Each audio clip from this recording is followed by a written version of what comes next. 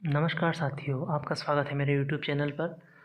आज आपको मैं मध्य प्रदेश की बाकी नदियों के बारे में बताऊंगा, लेकिन मेरा आपसे निवेदन है कि आप मेरे चैनल को सब्सक्राइब ज़रूर करिए, लाइक और शेयर करिए, जिससे कि मुझे वीडियो बनाने के लिए मोटिवेशन मिलता रहे और मैं आपके लिए अच्छे वीडियो लेके आ सकूं। तो आइए शुरू करते हैं बेतवा नदी के बारे में। तो बेतवा नदी का उद्गम कहाँ से होता है? बेतवा नदी रायसेन के कुमरा गाँव से निकलकर उत्तर प्रदेश के हमीरपुर में यमुना में मिल जाती है और यह नदी विदिशा में सर्वाधिक बहती है। इसे बेत्रावती भी कहते हैं। इसकी कुल लंबाई कितनी है? 480 किलोमीटर।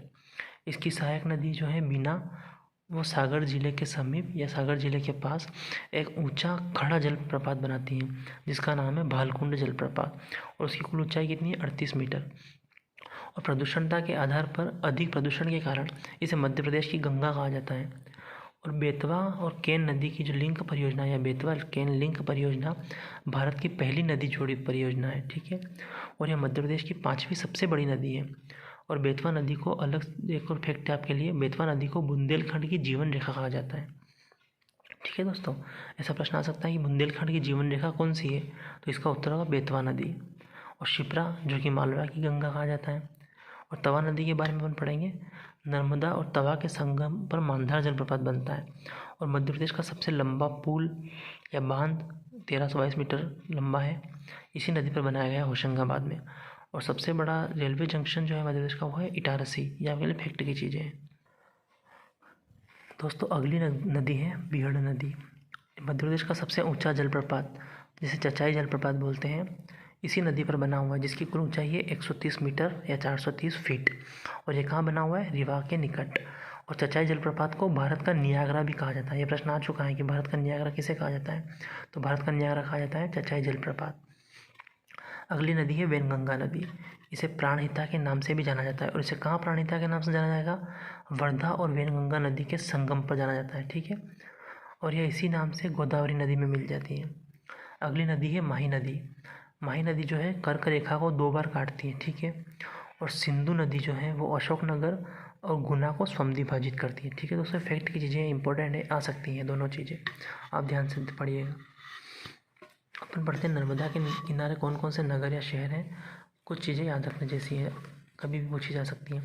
तो नर्मदा के किनारे हैं अमरकंटक, होशंगाबाद, डिंडोरी, अनूपपुर, मंडला, नरसिंहपुर, जबलपुर, बड़वानी, महेश्वर, धार, पुनासा, नेमावर जो कि देवास जिले में है, हंडिया जो कि हरदा जिले में है, बड़वा जो कि खरगोन जिले में है, आदि, ठीक है। और चंबल के किनारे कौन से हैं? श्योपुर, महू, मुरैना और रतलाम।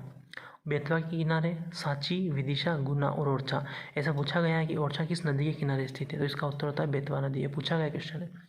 तवा नदी के किनारे है पंचमढ़ी।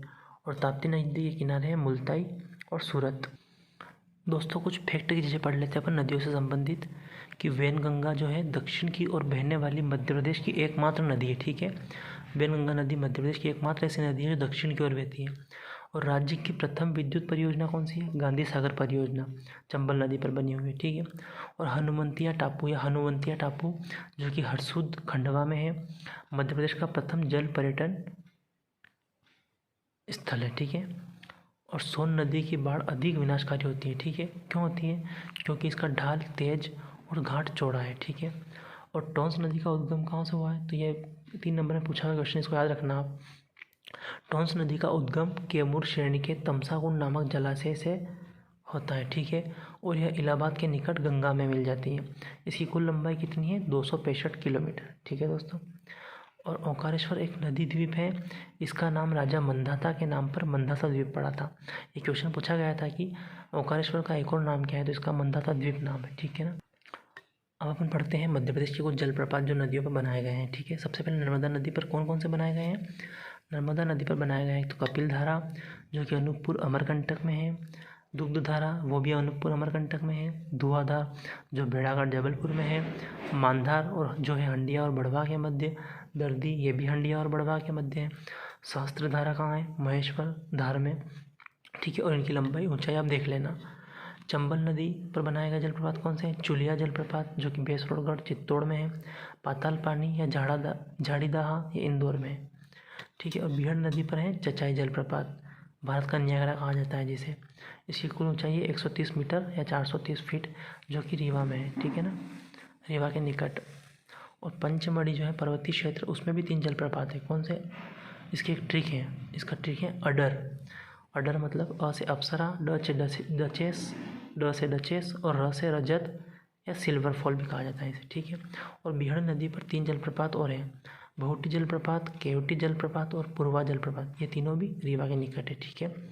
और केन नदी पर जलप्रपात है पांडव जलप्रपात। इसकी कुल ऊंचाई है 38 मीटर, जो कि पन्ना के निकट है। दोस्तों इसी के साथ आपके लिए कुछ फैक्ट लेके आए हूँ। किताबें हैं पुरानी जो पूछी जाती हैं कि इनके लेखक कौन है, ये बहुत बार पूछी गई है किसी न किसी एग्ज़ाम में, तो आप ध्यान रखिएगा। तो आप लिख लीजिएगा इसको अलग कॉपी में। यह है एक तो the God of small things, ये पुस्तक किसने लिखी थी? तो the God of small thing, इसके लेखक हैं अरुंधति रॉय। एक है गीता रहस्य, इसके लेखक हैं बाल गंगाधर तिलक। एक है द डिस्कवरी ऑफ इंडिया, इसके लेखक हैं जवाहरलाल नेहरू। और सत्यार्थ प्रकाश के हैं दयानंद सरस्वती।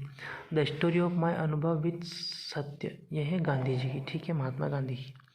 और ए सूटेबल बॉय, ये है विक्रम सेठ की। और लज्जा नामक पुस्तक किसने लिखी? ये लिखी थी तस्लीमा नसरीन। किसने? तस्लीमा नसरीन ने। तो दोस्तों आज की वीडियो में इतना ही। आप मेरे चैनल को सब्सक्राइब करिएगा, मैं आपके लिए आगे और अच्छी वीडियो लेके आऊँगा। तो कल अपन जिन चीज़ों के बारे में पढ़ेंगे मैं आपको थोड़ा सा बता देता हूँ। कल अपन पढ़ेंगे मध्य प्रदेश की प्रमुख सिंचाई परियोजनाएँ और सिंचाई साधन और विद्युत परियोजनाएँ। ओके दोस्तों, थैंक यू वेरी मच।